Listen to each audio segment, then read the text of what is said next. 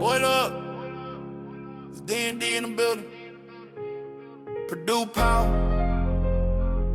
No ceiling.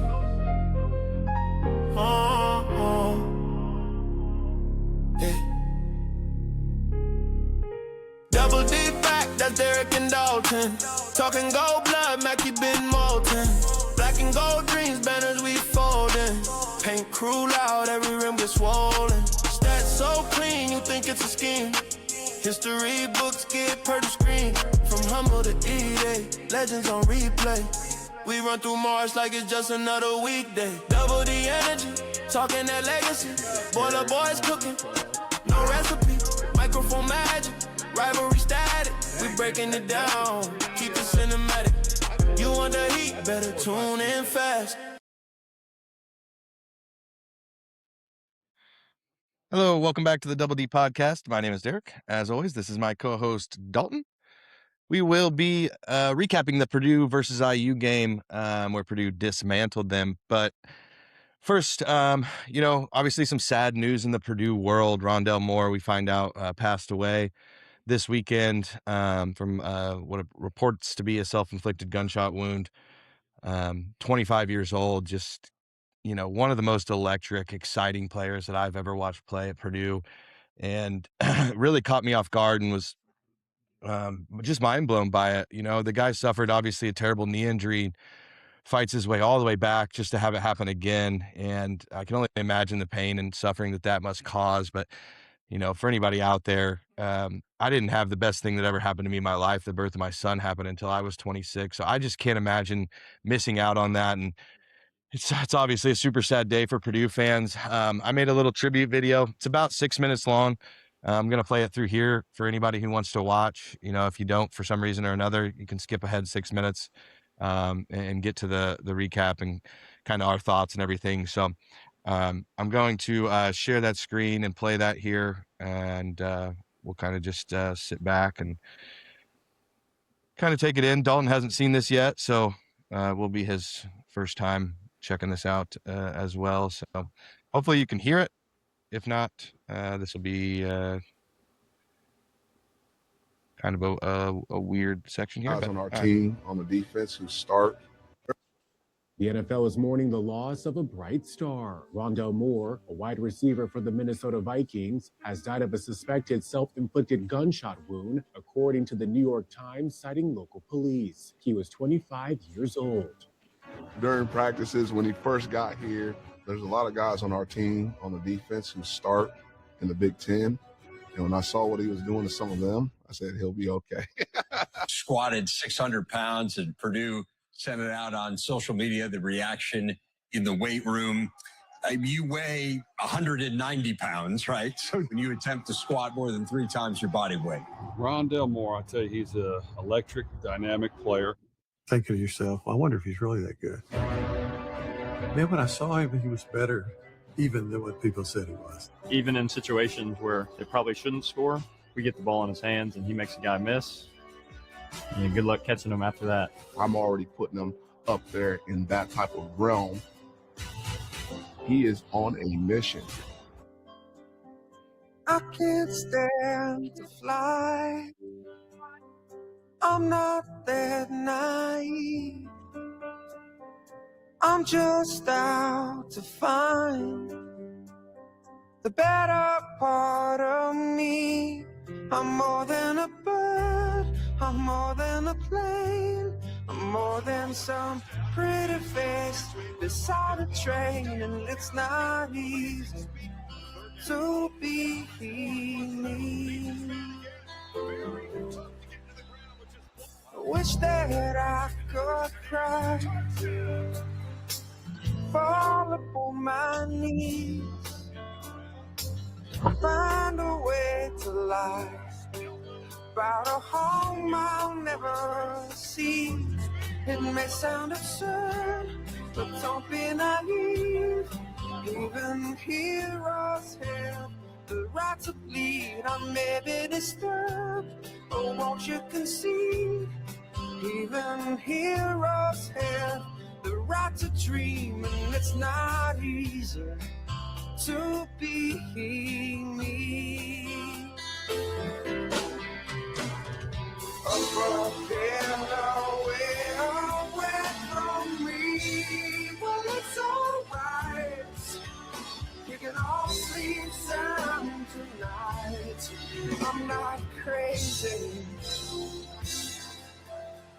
or anything. I can't stand to fly. I'm not that naive. Men want men to ride with clouds between their knees. I'm only a man, the silly red sheet, taking for kryptonite on this one-way street. Only a man, the phony red sheet, looking for special You could things. go anywhere you want to go, pretty much. Why, Purdue? The biggest thing for me was who I'd be surrounded by and who I could meet throughout the process, to build my brand after football and be able to be successful if this whole football thing doesn't work out, So with the alumni they have here and the special people that line the coaching staff, I feel like they know enough people to where it'll be easy for me to just basically compete really early in the market after I graduate. Hello? Rondale, Yes, sir. Steve Keim, Arizona Cardinals. How you doing? Good, man. How are you? Good, man. You ready to come out to the desert? No doubt. Let's do it. All right, good. So this is the 49th pick, and we're going to make the selection. Excited about you, man. Think you can come out here and contribute right away. And our quarterback, Kyler Murray, is a big fan of yours. No doubt. Gotcha. With the 49th pick in the 2021 NFL Draft, the Arizona Cardinals select Rondale Moore, receiver, Purdue. I'm more than a bird, I'm more than a plane, I'm more than some pretty face. It's all a train and it's not easy to be me. I wish that I could cry, fall upon my knees, find a way to lie about a home I'll never see. It may sound absurd, but don't be naive. Even heroes have the right to bleed. I may be disturbed, but won't you concede? Even heroes have the right to dream, and it's not easy to be me. Did you just call me old? There's a stigma in this world that men can't talk. Listen, if you're a man and you've got weight on your shoulders and you think the only way you can solve it by killing yourself, please speak to someone. Speak to anyone. People would rather, I know I'd rather me mate cry on my shoulder than go to his funeral next week. So please, let's get rid of this stigma and men start talking. All right. Hopefully that came across okay. It's me every time. Yeah, hopefully that looked right. If not, you can always check it out on my socials as well, and we'll post it on our channel sometime coming up too. But Dalton, I know that you've had your own battles in the past, and I'm not sure how much you want to talk on anything, but if you have anything to say, feel free. Yeah, mental health for anybody, it's very important to take care of. As somebody who's struggled for a long time with it, as somebody who has tried to take myself out before, what I'll say is talk to somebody. Don't isolate yourself. Don't think of yourself as a burden. Your family members and your friends, even people you haven't seen for a long time, it affects them. I've lost several friends to it, so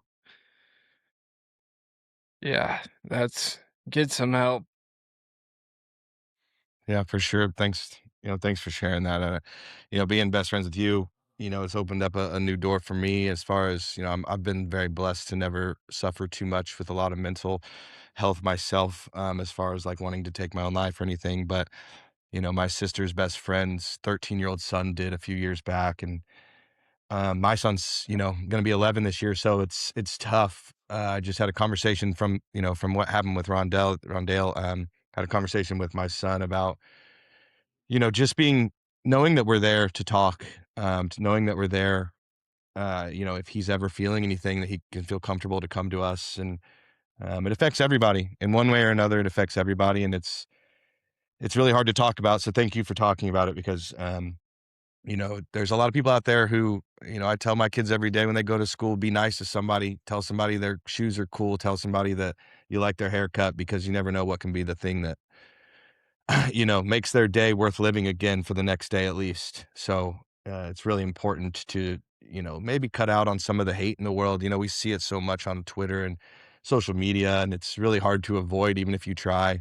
But the best thing you can do is be the best version of yourself at not spreading that, and kind of being an opponent to it. I fail at that a lot of times, but I'll try to be better, and I'm sure you will as well. So anything else on that before we get to the game? Yeah, I mean, just remember everyone's going through something. Try to. It's hard sometimes. We get caught up in day-to-day life, and it kind of sucks that it takes something like this to bring awareness to it, but just try to keep that in the back of your mind that, everyone's dealing with something that you may not know about. So For sure. And we wanted to do our part to at least talk about it to start this episode. I know, we want to talk about the exciting victory that Purdue just had, and the beatdown of IU, which is always, a blessing in itself. Hopefully that brought some happiness to some Purdue fans. But in all honesty, it's just sports, and there's a lot more to life than just sports. So just keep it in perspective, I guess, is what I'll say to myself more than anyone. It's not the end of the world. It's not everything that matters. There's a million things that matter more. So, all right, let's get to it. Purdue, obviously Friday, probably the most fun a lot of us Purdue fans have had watching a basketball game in quite some time. We watched it together, and it was nice to be able to watch the second half and enjoy it and just like relish in it, rather than like constantly be stressed or be constantly upset or mad about situations. It felt good to be happy with the players, happy with everything that was going on, rather than mad. It felt like a good relief. So what were your thoughts on this game overall? Purdue gets a pretty resounding 29-point victory, puts up a bunch of points, plays pretty good defense, got good performances from the big three, an Omer Meyer legacy game. What were your thoughts? Yeah, it was just an incredible performance. I'm not a guy that likes to watch games twice, but I just rewatched it prior to this. I'm obviously never going to go back and rewatch the Michigan game. But if that tells you anything, so it was worth a second watch. Just pure and utter domination by those who need to be utterly dominating people right now as we head into March. So For sure. I mean, just some of the overall team stats were kind of jarring. Purdue only commits 7 turnovers in a game where like the walk-ons were in at the end of this game. So Braden only didn't play the last 10 minutes or so. yeah. It was a game where Braden plays 29 minutes. No one plays more than that. Your next highest is Fletcher at 27, and then Trey at 25. And outside of that, it's a really even split across the board. But Purdue points off turnovers wins 16-8, 34-28 in the paint. But most of IU's paint points came late when Purdue was kind of just like, whatever, if you want to shoot twos, go ahead. 13-0 second chance points, probably the most impressive thing of the whole game. Purdue allows 1 offensive rebound. Just absolute domination on the defensive glass. Purdue has 24 defensive rebounds, just defensive, and IU has 15 total. We win the rebound battle 30-15. The bench points we win both halves by more than 10 points. A lead of as much as 34 points. We led the entire game, 38 minutes and 59 seconds. Biggest scoring run we allowed was 5 points. That means they didn't even get 2 threes without us stopping them. That's crazy to me. This is an IU team that shoots the lights out of the basketball, but I look in this game, they only got 20 threes up. And this is a team that is like second or third, it's a top 10 team in the country at 3-point shooting, and you only allow them to get 23s up. Just an overall dominant performance from Purdue. Only knock that I could find on the team is we missed 8 free throws. That keeps kind of popping up. And in this game, it was Trey missing 4 and Jacobson missing 2. There's 6. And then Benter, for some reason, just cannot make free throws. And it's the most mind-blowing thing on this team. But what were the overarching things that you kind of saw? You watched it twice. I didn't get to watch this one twice.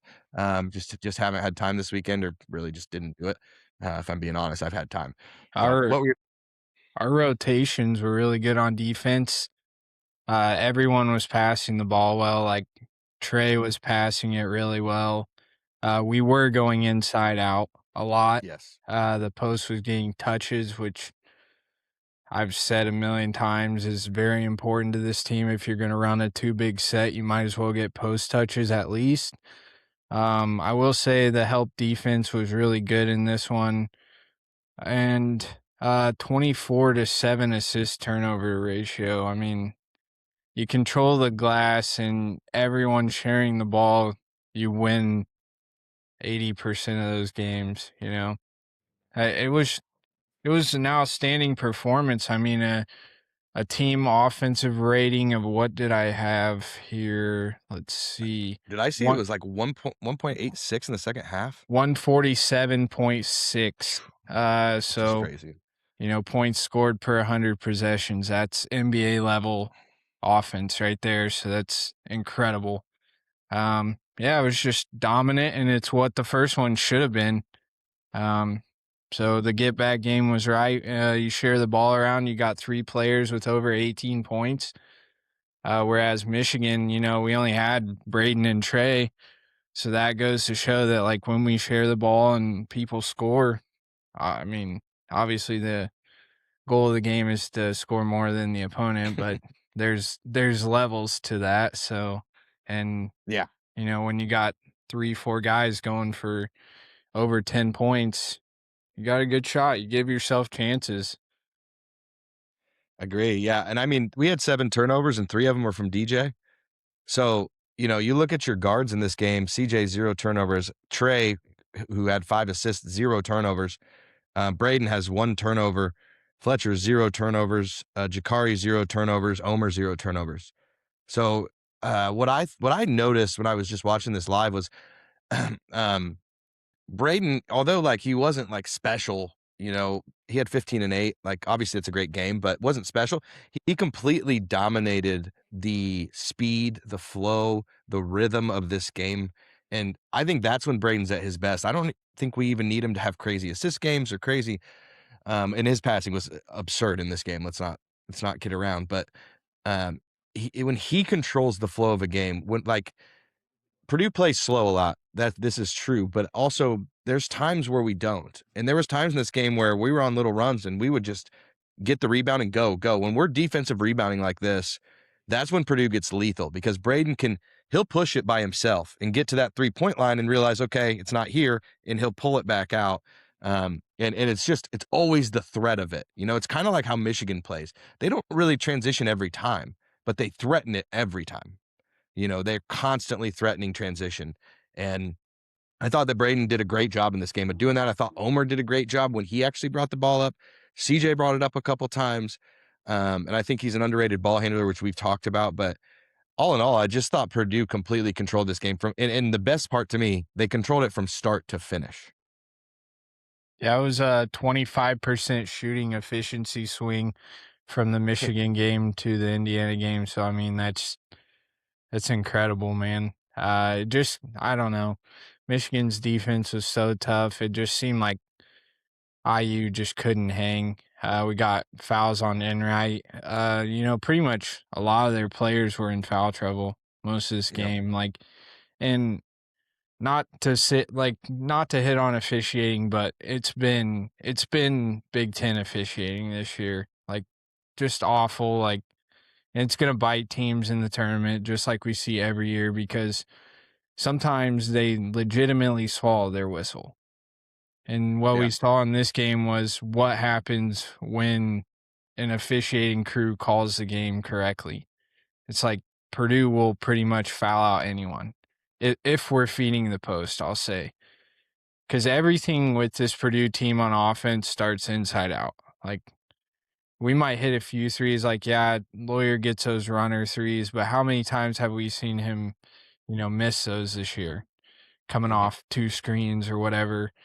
But it's like when we get the catch and shoot, it's just, I wish I had the percentage to prove it. It's easy to say, but if go back and watch or count threes if you don't believe me. Yeah, I know, like, that was a big talking point from the Michigan game. Like, I think Ant Wright put the stat out, but I don't know where he gathered it because I know he didn't, like, go get all this information. But Michigan is number 1 in the country on catch and shoot open threes.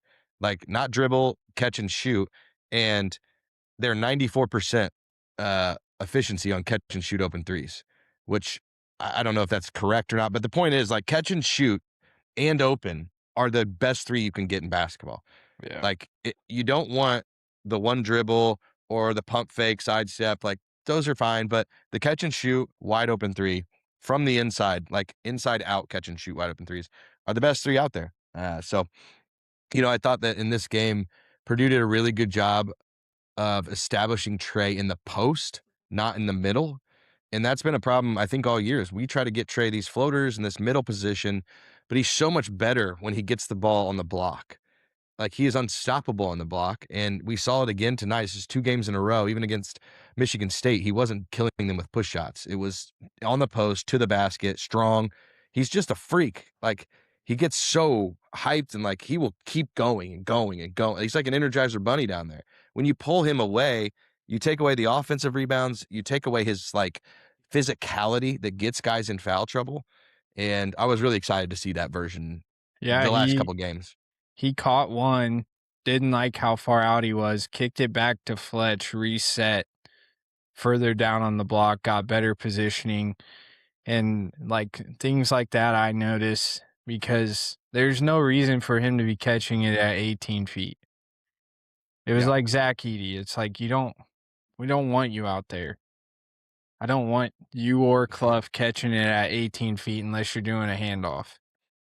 Like, you shouldn't be doing anything with it. Like, obviously, Trey can take people sometimes, and we saw it a couple times where he'd back down and we did see the spin move this game, so that was exciting. It is still the fastest spin move I've ever seen. So, what was his name? Sam Alexis. He got made to look silly. He was playing Trey's to the right, looking for his hook shot. And Trey just went left, spun right around him. It was beautiful, but he's probably got the deepest bag of post moves of anybody I've seen in college basketball. Another one. I'll say it, man. Another one. Yeah, it was a stellar performance for Purdue. Everyone from top to bottom, whoever was in, I'm not even going to go into any negatives. It was a dominant performance, and let's keep that rolling to Michigan State.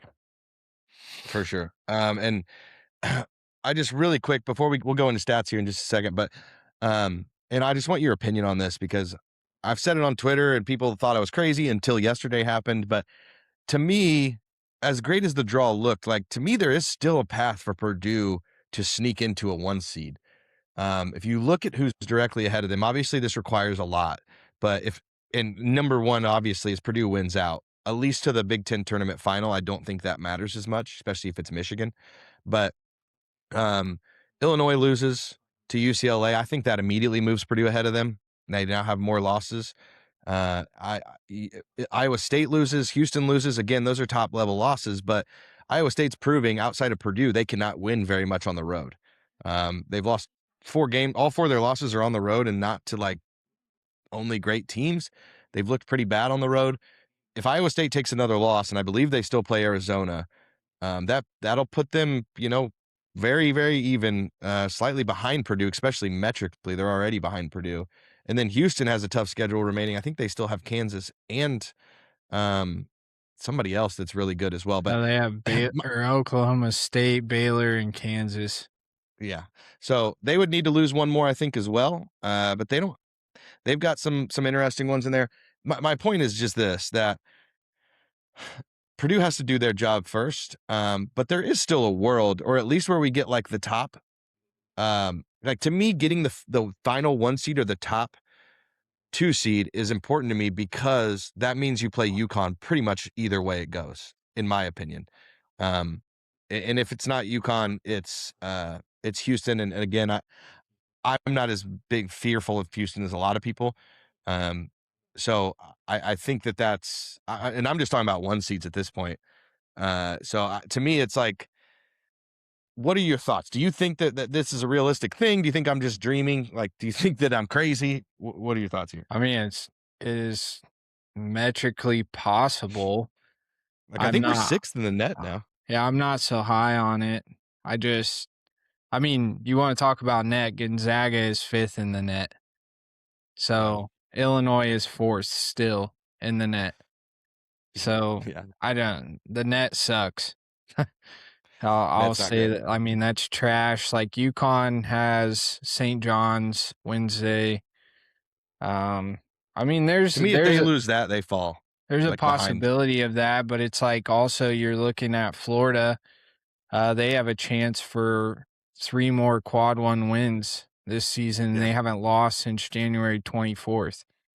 So do they make a push to the top 2 seed, because they're tough, and they have 6 losses. Yeah. But if you rack up, what would that be? 3, 6, 9, 11 wins in a row going into March, with, let's see, 1, 2, 3, 4, 5, 6, 7 quad 1 wins. That's hard to argue with. But there is a world. I mean, a couple more Arizona losses. I mean, they have Baylor and Kansas. Yeah. Kansas at home, and then Iowa State at home. So if they take 2 home losses, that might move them out. So yeah, there's a lot. That's the thing I think people forget. There's a ton of moving parts in the last 5 games of the year. And then you have the tournaments, which don't genuinely matter. But if a team takes a bad loss early in their conference tournament to a team that's maybe a bubble team, or not even a top, like not even going to make the tournament style team, like, say Illinois happens to lose to USC in the tournament, something along those lines. It's possible. Anyway, my thought is just keep your eyes open and stay positive, because I think Purdue beats Michigan State, we essentially lock up a 2 seed at worst. Just feels that way to me. I mean, outside of obviously a terrible loss down the stretch, but I just don't think this Purdue team's going to make that kind of huge mistake. I think the mistakes have been made. Michigan was just better that night. You're not going to beat Michigan when they shoot 57% from 3. So, all right, let's hop into the stats, brother, because we got the ghost of Boo Buie. We're playing at Northwestern, at Ohio State, in Wisconsin at home. You got the ghost. You got to be realistic. You're asking me to go out on a limb and see us as a possibility 1 seed. You're not willing to work with me here and see that I'll work with you. There's some shit in our way. I mean, there are demons that need to be exercised. Yeah, the ghost of Boo Buie still lives in Chicago. Boo Buie ain't showing up though. That team's trash. Yeah, it's his ghost, and he blocks shots, and he hits ridiculous threes against Purdue. Yeah. Yeah, the game that would worry me, to be honest, is at Ohio State, because Diebler has Painter's number, and I can't figure that out. But and maybe Wisconsin, they're the giant slayer, and that Wisconsin game could genuinely be like Wisconsin needs to win that to make the tournament. Like, they're in a weird position where they have 3 of the best wins in America, but yet they're still on the bubble. Same with Ohio State. Like, those 2 teams down the stretch are on the bubble, so that'll be interesting. All right. We've kind of diverted off a little bit, but that's fine. Let's go to the team stats here. Purdue stats. Let me get this set up right. Oops, let's do this. All right, let's start with Braden in this game. Plays 30 minutes, goes 5 for 10 from the field, 1 for 2 from 3, makes all his free throws. Gets 2 rebounds, 15 points, 8 assists, only 1 turnover, has 3 steals. I thought he was offensively exceptional in this game, and defensively a complete disaster. I know he has 3 steals, but he probably gave up 6 or 7 baskets trying to get those steals. That's the only knock I can have on Braden. I thought he was great outside of that. I just thought that he just could not keep the ball in front of him. And he mentioned it in his you kind of heard it a little bit in that video that Purdue put out about the IU movie, where Braden at halftime saying, that's on me, that's on me. I know he was talking about his defense. So what were your thoughts on Braden in this game? Yeah, he was the puppeteer on offense, and he got the ball out in transition quite a bit in this game. Offensive masterclass, but like you said, just sometimes he gets, I don't know, I'll call him the defensive weasel, man. Like he's looking to make you look silly at all times, and it does backfire quite a bit. His side to side, like off of first step, is slow. Yeah. And he plays too close to guys. Like he's up in their stuff, and when you play that way and you're playing faster players, you're going to get beat off the dribble and have to run them into somebody, which ultimately opens somebody else up. So I'm sure he's watched it. He knows he'll get it fixed. So it almost felt like he kept running him into the bigs, but the big wasn't there. Yeah. It just felt like a few times at least that happened, and I'm not sure. I don't know everything on their team whose fault that actually was, but to me, it's always the guard's fault. It's one thing I agree with Rafael Davis on, is that he says it's the guard's fault if the big is not there, because the guard should stay in front of his man. And I agree with that, but that's not how Braden plays. Like your famous little AI meme where he's a riverboat gambler. Like that's just what he does. He gambles, and that's why he gets a bunch of steals. That's just part of the allure of Braden. You got to let a guy like that be creative and do his own thing. And like you said, he was the puppeteer tonight, or Friday night. He was spectacular. I have nothing bad to say about him on offense. Like his shots were good. I wish he would take more threes. That's about it. Please shoot the ball more, Braden. You're 50% from 3 in conference. Please shoot the ball more. But maybe he's just waiting, and he's going to have a Carson Edwards like 8 for 10 game in the tournament. But we'll see. Let's move on. Let's go to me, the man of the game, in my opinion. Fletcher Loyer goes 5 for 5 from the field, 4 for 4 from 3, 4 for 4 from the line, 2 assists, no turnovers, plus 31 in this game. Has 18 points. I mean, from the get-go, he was talking. He was doing his Fletcher shit. Then when Fletcher starts jabbing people, like he hit one and looked over to somebody in the crowd. He put like the guns in the holster. Like he was on one in this game. What do you think of Fletch? Yeah, you can't argue with somebody that has a 245 offensive rating. What's the max offensive rating? I don't know. I would guess 250 probably. I don't know how you achieve Well, no, that. technically it would be 300, right? Because that would be 3 points per possession. Oh, yeah. Yeah, for which would be, possession. but 245 means 2.45, essentially 245 per 100 possessions. That's, I don't know. That's insane. That's pretty high scoring right there. I don't know. Like this sets another expectation for Fletcher that he probably can't live up to again. It's yeah, like, everybody's gonna be like, well, if he doesn't go 5 for 5 every game. That's what I'm saying, is like, this is a absolutely perfect game from him, and it almost sets him up for, it's hard to have a 4 for 4, 2, or, 1 for 1, 4 for 4 from the line again. So people are going to be on him again, and how quickly they will forget about this game. It's true. Yeah. What have you done for me lately? And I put out a poll before this game on X, like, who do you think Purdue's best shooter from at home is? And the correct answer was Jack Benner, but barely, and on way less attempts than Fletcher. Fletcher was 46% at home, which when I found the math on that, I was like, what? It does not feel like game. that. Yeah, after this game, now Fletcher is the best shooter at Mackey Arena on Purdue. That is better. He is better than Braden. He is better than Jack. He is better than anyone. Which kind of surprised me. He's actually been pretty terrible on the road and in neutral games, but at least at home, he's been very good. But, I mean, what are you going to say about a game where a guy doesn't miss a shot, doesn't miss a free throw, draws 3 fouls, has 2 assists, has no turnovers? I mean, just did everything that you'd want. Like this kind of Fletcher game, and I'm not meaning a perfect shooting game. Say he misses 3 of those threes and goes 4 for 7 even. This is a perfect version of what I want from Fletcher Loyer. Don't turn the ball over. Draw a few weird fouls because that's what you do. He had one in this game where it's basically an offensive foul because he gets plowed on a screen. Like this version where he makes 4 threes, he's not insanely inefficient like Nebraska, 4 for 17, like 4 for 7, 4 for 8. Perfect game for Fletcher. Congratulations, Fletcher. Please keep some version of this up. I don't expect you to be perfect, but I do want to see, efficiency. Doesn't have to be perfect, obviously, but 40% or better would be great moving forward. Even 35% or better, just not a 2 for 10 night. And let's not turn it over and keep doing what you're doing, my guy. And he wasn't a cone on defense. I thought he was fine. Yeah. And that's kind of been a theme here lately. Like he's not bad on defense anymore. I don't even think he's our worst defender anymore. No. I can put that on other people, but I won't get into that. Let's quickly hit on CJ. Man, another game where he just doesn't do much. Thought he was fine out there. Thought he played good defense. Didn't think he hurt anything. Thought his passing was pretty good. But 1 for 3, 0 for 1 from the 3-point line. Only 2 rebounds, 1 assist, no steals. What did you think of CJ in this game? I think Omer deserved more minutes. Yeah.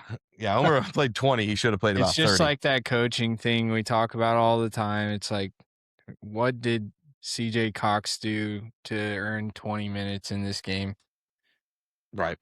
I can't defend CJ anymore. Cool, you play good defense. Okay. I mean, will you understand the rotations better or what? Because, playing good defense on Purdue means switching things. I mean, how hard? I get that it's hard, but I'm having a hard time defending him. It's like, what's the point? If him and Jakari aren't going ham, then get him off the floor. Because Jack or Omer might be hot. Right. No. Yeah, I was gonna say this. Like, how about this? He plays 20 minutes. Aaron Fine plays 1:41, has 2 points and 1 assist. CJ Cox has 2 points and 1 assist in 20 minutes. So to me, it's like you said, when you have Omer on a heater, like to me, CJ was the 3rd best shooting guard in this game behind Omer and Jakari. So my only hope in saying this, because I do trust CJ, I do think he's vital for our team to make a deep run. I'm just hoping like this is just a little mini slump and it gets turned around by March Madness. I'm fine with that if that's the case. If this is just like hey, we got to get it worked through. But it appears his volume's down, and I think that's part of it. He's becoming, after that little stretch he had of really shooting it well and kind of hunting. I think he had back-to-back games with 10 or more shot attempts at one point. I think the team started keying on him just a little bit more, and that could be part of it too. But need to see more out of CJ. I think that's fair to say. Let's go to the other guards. Jakari Harris, I thought, played a pretty solid game. 2 for 5, 1 for 2 from 3. Did miss a free throw, which felt like something was broken on my television. He just doesn't do that, so I'll let that slide. Did have 3 rebounds, was happy to see that. Got 4 fouls.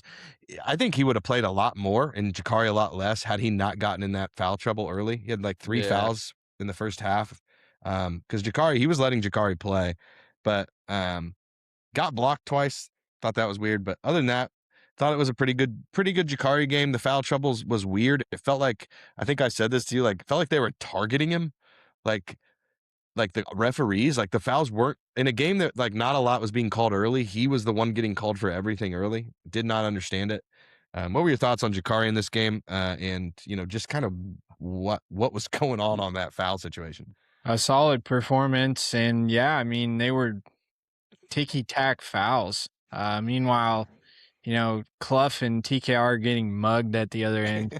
I literally said this in the first half. I was like, wow.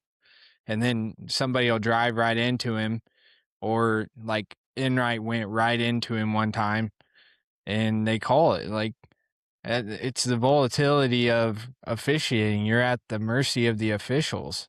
And today was Jakari's day, I guess. They didn't like his hair or something to that effect, but solid performance for what he got. 18 minutes with six points and, 3 rebounds. You're out there working. That's all I'm asking for from CJ. I'm not asking him to, build the Louvre or, freaking NBA Jam on fire. I'm asking for some type of production if you're going to start and play 20 minutes. Like, poke it with a stick, do something. Yeah, I agree. I thought it was good. I thought he would have had a good run and a really good game because he was getting good looks. I He thought had he was that playing breakaway with aggressive. Braden. Oh, I thought he was going to too. dunk that. Yeah. And he didn't get credit for that steal, but he was part of it. I thought it was a good game. He played 17, almost 18 minutes, and he would have probably played 24 had he not gotten that foul trouble. But good game for Jakari overall. Let's jump to Omer. Obviously, one of the big stories of this game was just this is what we all thought we might see at some point. And if this continues, or even a fraction of this continues, it makes Purdue exponentially more deadly in March, because if you have a guy that can come off your bench and do what Omer did in this game, I mean, 6 for 8 from the field, goes 4 for 5 from 3, makes his free throws. Those threes, one was from about Delphi, and the other one was like a fadeaway, crazy off, just nasty End shot. of the shot clock too. Yeah, he completely blew up. And I didn't keep the 3-point stats in this game. I'll go back and put it into my spreadsheet, but he blew up my we don't make contested threes. And that's what we need, is someone who can make a contested three, because you have to make some. There's just points of games where you're going to have to take some late in the shot clock, and seems like he's the guy that's going to do that. So obviously a great game. 18 points, 2 assists, no turnovers, had a steal as well. What do you think of Omer? Do you think there's more of this to come? I think if he gets out and gets confident, there is. I think that when Omer sees one go down, and he's picking things up from Braden too. Like, he pump faked and watched the dude go flying into another realm. I think it was Dorn that went flying by him, but he's picking stuff up from Braden, like how to work within the offense. He still hates shot clocks. Like, if he hears a buzzer, he's gonna freak out. So, I did make a pretty bad joke during the game. I was like, Israel is bombing Indiana, and Kayla didn't think that was funny, but it was a nasty game for him. So yeah, super good. He had the freaking he had Gus Johnson or whoever it was on the thing speaking Israeli, dude. I was like, okay, what are we doing here? Yeah, I thought he was just really good, man. Like, some of the stuff that he can do with the basketball in his hands.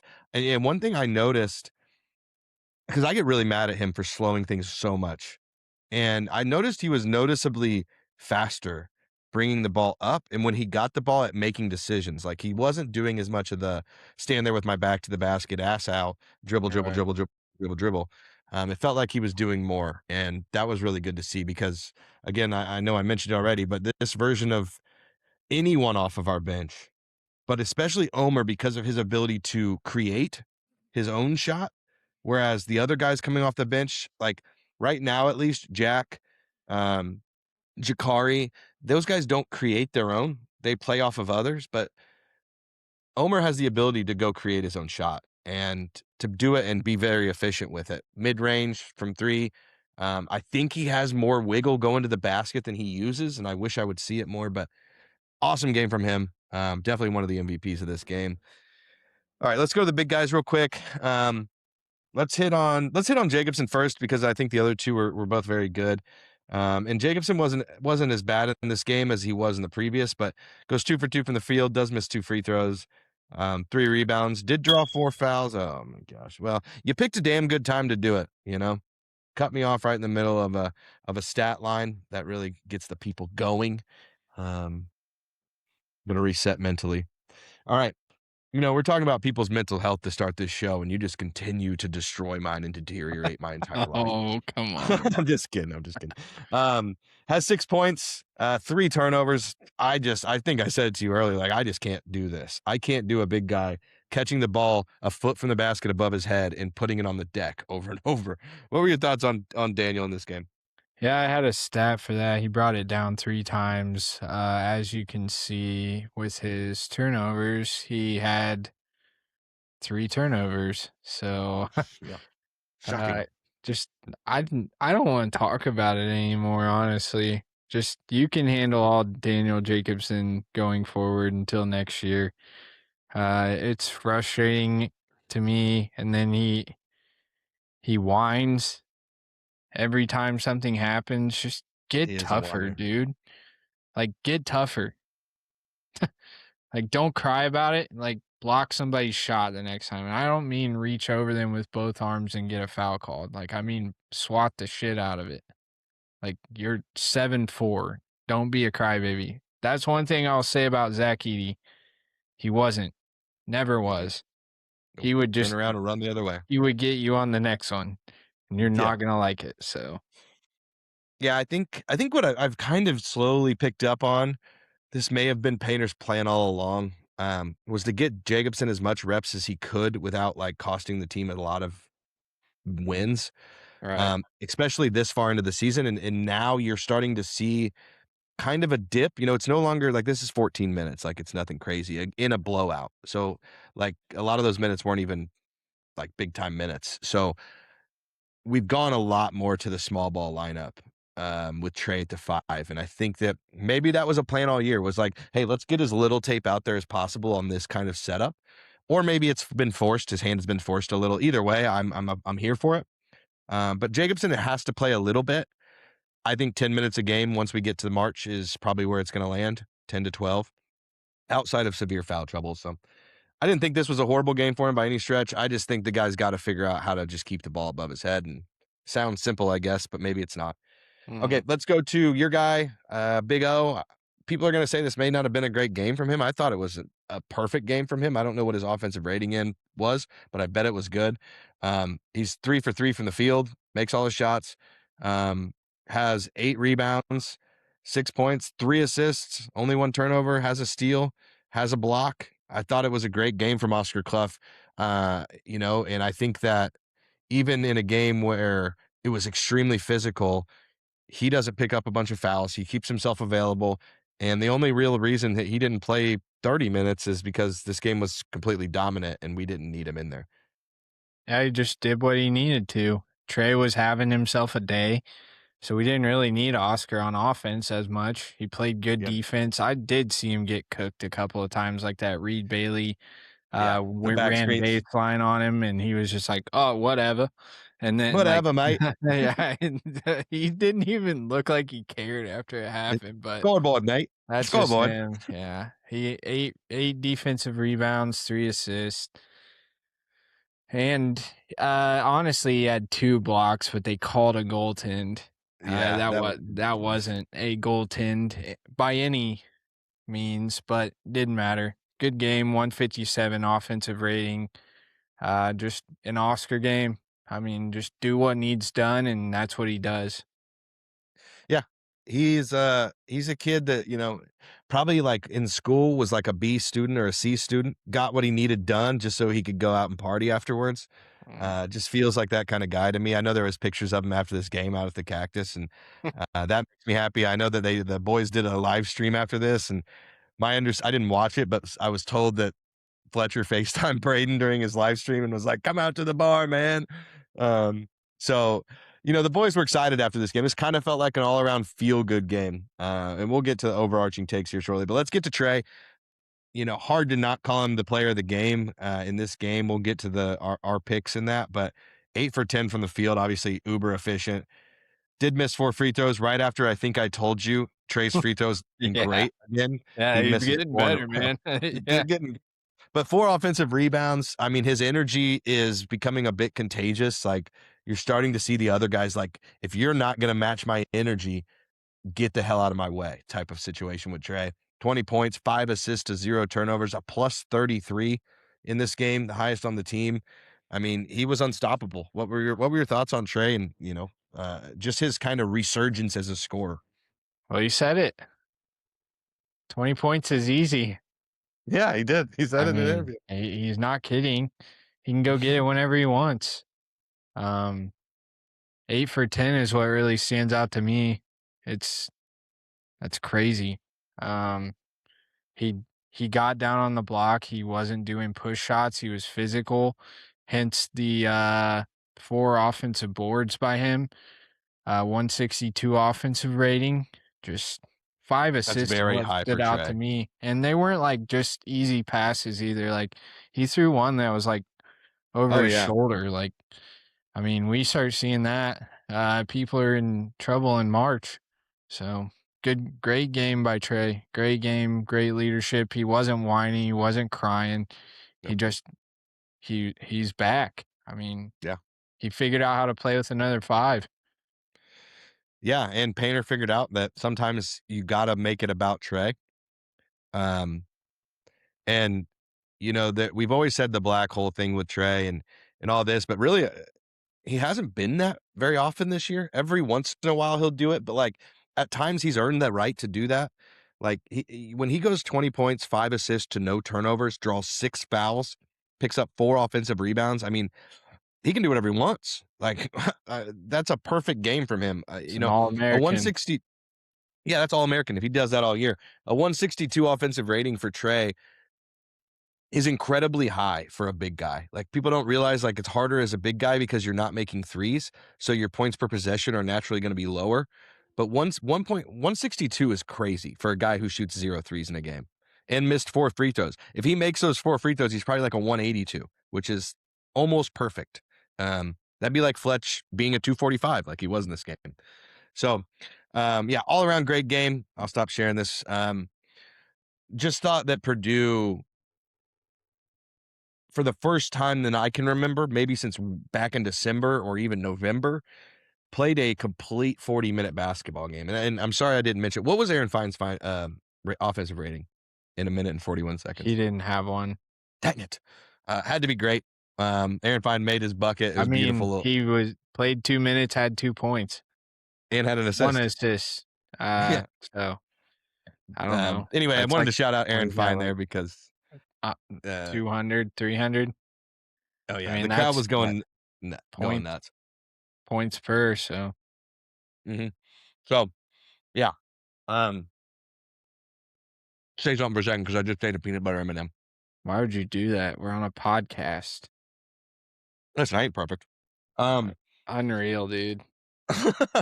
Yeah. So my big takeaway was Purdue finally played a full 40-minute basketball game. They And look it's like been a they were while. having fun for once at Mackey. Yes, Like it yes. wasn't like pulling teeth out there. Like they weren't afraid that the crowd was gonna boo them if they miss a shot. Like, and then Mackey needs to get a handle on that. Like if somebody misses, do nothing. Like don't Yeah. sigh. Don't Keep stand up and go, oh, because now we're on Yeah. defense. right. Turn it around. Yeah, the crowd played a good part in it, and the crowd was hype, and it was what we should have done to them the first time. So that's what I'll say. Yeah, to me, this game is a lot. Oh, go ahead. Sorry. No, I you're was going to tell you that I rewatched the game, and Braden had 9 missed assists, like 9 possibilities for another assist. So Yeah, that'd be a fun for you to track every game because I bet there's games where he potentially could have had 30 assists. I mean, 9 is crazy. That puts him at 17 assists. Well, think about this: 9 in a game where we only missed 18 shots.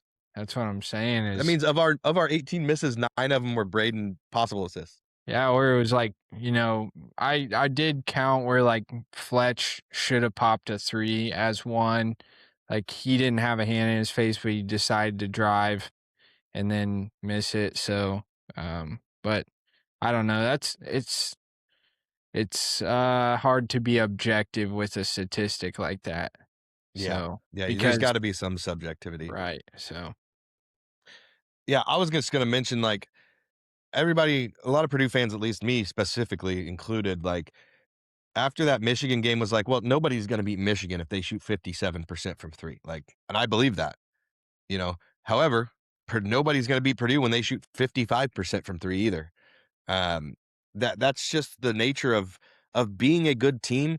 When you shoot the ball well and you are a good team and you double someone up on rebounds, you're not going to lose. The reason Michigan, I put this stat out there, they were 9-0 in games they were shooting under 30% from 3 until Duke. Well, what happened at Duke? They ran into a team that also out-rebounded them when they did that. That's when you lose. Like, I've been saying it all year. Michigan, their biggest problem has been that they are not consistent from three at all. Like, they're either 50% or 20. And that's going to cost them when another team shoots well or another team dominates them on the glass like Duke did. So, all in all, congratulations, Michigan. First off, they've won the Big Ten. I'd seen zero path for anybody to get to them after Illinois loses. Even if Illinois beats them, Michigan would have to lose 2 more games, and they're not going to do that. I will not congratulate them. I'm not congratulating their fans. I'm congratulating. I'm not congratulating the team either. I think they're Bush League. Did you see Yox's interview afterwards? And they're freaking dirtballs, dude. He's a 3-year JUCO player. You're trash, bub. This kid's gonna sign 2 NBA contracts, before he's 20 or 21. So, yeah, be quiet, dude. I didn't understand that at all. And it's weird when Merez Johnson has to come in and be the voice of reason for your team, and he did. So at least shout out to Merez Johnson for coming in after that and saying like the right thing, which is it's not hard to say. Cam Boozer, he was awesome. He was great. He was part of the reason they beat us today. He was the reason. He almost had a damn triple-double on your head, and you're like, I don't know what to say. Yeah, what a goof. Like, what a loser. 23-year-old man. Yeah, he's 23 too. That's the crazy shit.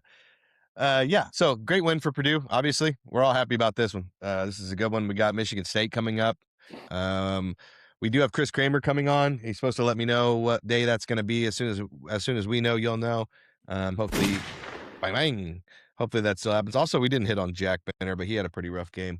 Yeah, we don't have to. We'll just skip this one for you, Jackie Moon. He is kind of like Jackie Moon, dude. He is. He's got a little bit of that look to him. All right. Yeah. All right. He's never thrown up. I'm sure of that. He's also a hell of a golfer, from what I hear. Yeah. So, who's your player of the game in this game? I'm pretty sure I said it would be Trey in the pregame. So, how can I go against that? Tough to go against that. Tough to go against Trey. I'm just gonna go Omer. I think I said Braden in the pregame, but and Braden could easily be it. But this night from Omer deserves his own player of the game from my standpoint. Like he was special. He got the Rothstein Omer Meyer buy stock now tweet. Always a nice tweet to get some point your freshman year. I just think there was a little bit of a glimpse into what we might see in the future. When he gets the shot volume, because even in this game, he only shot 8 times. I expect him to shoot like a minimum of 8 times next year, no matter what position he's playing for Purdue. He could be a 15 shot a game guy. And when he gets those, like he's going to get games where it's Carson Edwards like I know that we joke about how much we talk about players being compared to Carson Edwards, but he's got that like heat up fire to him. And I think I could see that happening. What's your, quick outlook for the rest of the season? We have 4 games left.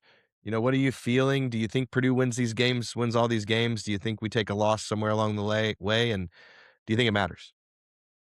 Yeah, I think we lose one somewhere along this route. We've got, nobody wants to say it, but Michigan State at home, going to be a tough game. They're very athletic. Whether you want to talk, they don't shoot threes. Well, it will be an inside battle. They're not very good from 3. Ohio State on the road is always a challenge for Matt Painter for some reason. Ohio State in general is a challenge for Matt Painter. Northwestern, I don't foresee it, but we are at Northwestern and bad things have happened in the past. And Wisconsin at home. It depends on which version of Wisconsin you get. So I think 3-1 is a fair outlook on that. And I probably won't be surprised unless it's Northwestern that we lose to. Yeah, that's fair. I mean, 3-1's fine. We still are a 2 seed as long as that loss isn't Northwestern, I believe. If it's Wisconsin, the only thing with Wisconsin or Michigan State would be like, man, Purdue cannot win at home. But to the tournament committee, that's not a bad thing. Like these are the tournament isn't played at home. All 3, Michigan State, Ohio State, and Wisconsin are all top 40 teams in KenPom. So no bad losses there. No. What's Nebraska? Northwestern. They're Northwestern 70th in KenPom. So they're probably that's still a quad 1 game on the road then, because it's top 75 on the road. I don't know what their net is, but yeah, I'm looking for their net right now. Jeez. Big thing would be just don't lose 'em. 78th in net, so it would be a quad 2. Well, if they beat us, though, they could possibly move up, obviously. But either way, don't lose that game. Yeah, Let's just start there. How about we don't? How about you just handle your damn business and don't lose that game? But hey, just a reminder to everybody, 2 games left at home with these seniors, 4 games left total in the regular season. So anything can happen after that. Embrace these last few games. I know that we've had our ups and our downs and our frustrations with everybody on this team, but they've given us 4 years of entertainment, 4 years of blood, sweat, and tears. 4 years with Braden and Fletch have never missed a game. I mean, even guys that have been at schools 4 or 5 years, everyone misses a game. This is Cal Ripken level, like Iron Man shit, to have 2 guys never, like your 1 and 2 have been the same for 140 straight games. Like, that is exceptionally rare in any sport.